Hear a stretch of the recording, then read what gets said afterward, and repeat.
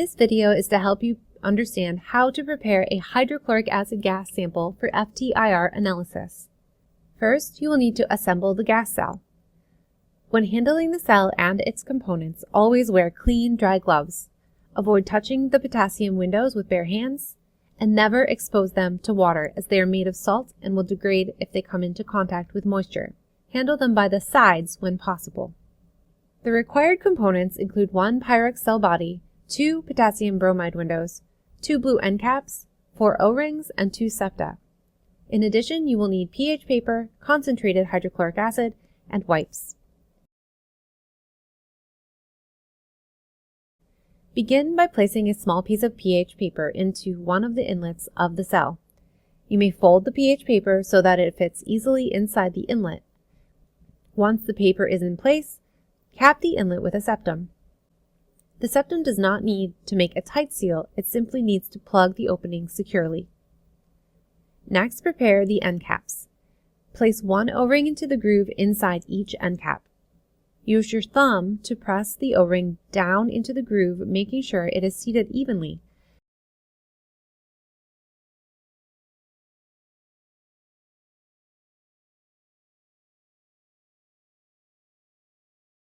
Then, place 1 window into each end cap. If a window has one side that appears etched or foggy, orient that side up so that it faces inward toward the cell body. Again, take care to keep the windows dry at all times. After placing the windows, add a second O-ring on top of each window.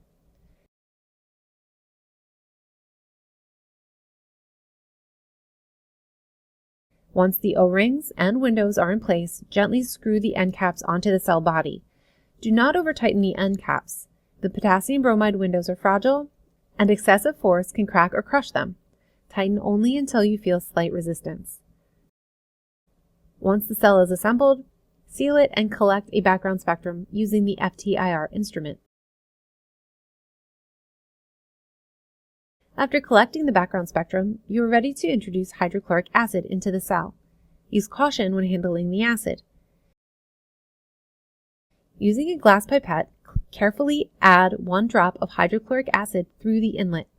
Be sure that the liquid does not touch the potassium bromide windows. If any acid is spilled during this step, clean it and change your gloves.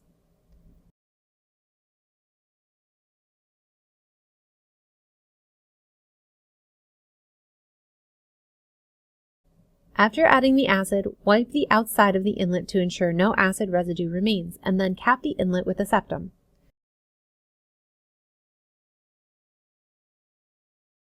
Gently move the cell so that the liquid moves away from the closest window and toward the center of the cell.